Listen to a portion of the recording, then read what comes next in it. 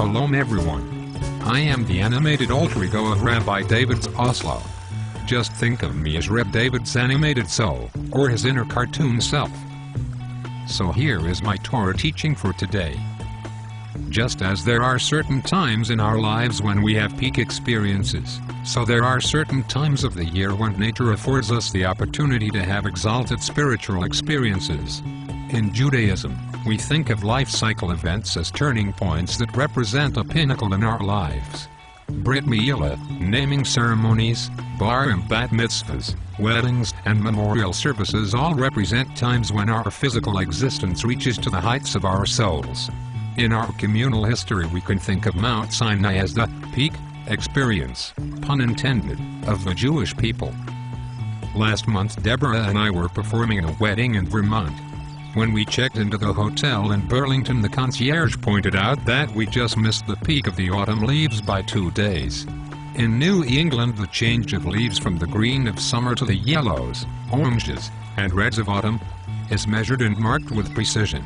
Autumn foliage, in that region, is a tourist attraction. Scientists can tell you the exact day that the trees in a particular town or forest are at their peak.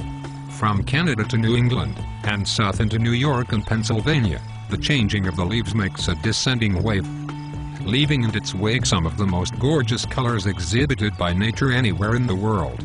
Although we missed the peak in Burlington by 2 days, the autumnal scenery was spectacular anyway.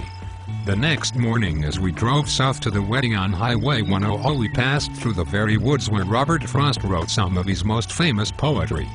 Later that day, as we checked into our hotel in Pittsfield, the desk clerk informed us that the peak colors would be arriving on Wednesday. We told her that sadly we were only staying through Monday. So there we were in Vermont, 2 days late for the peak in Burlington, and leaving 2 days early for the peak in Pittsfield.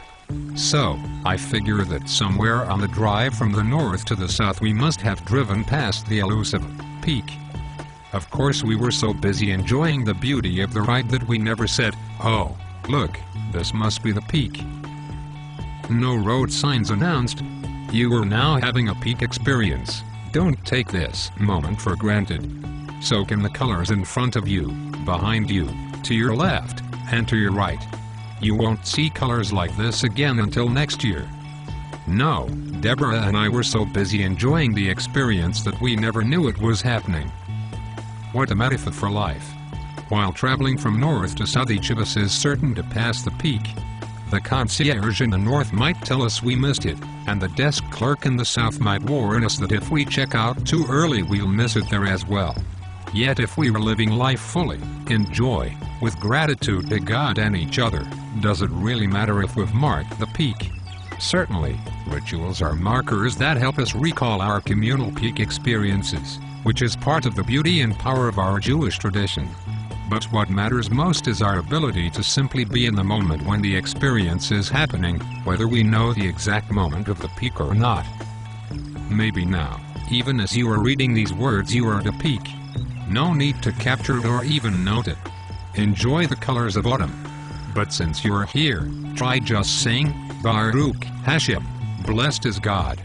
Thank you for learning with me today. El Hitraot. Shalom.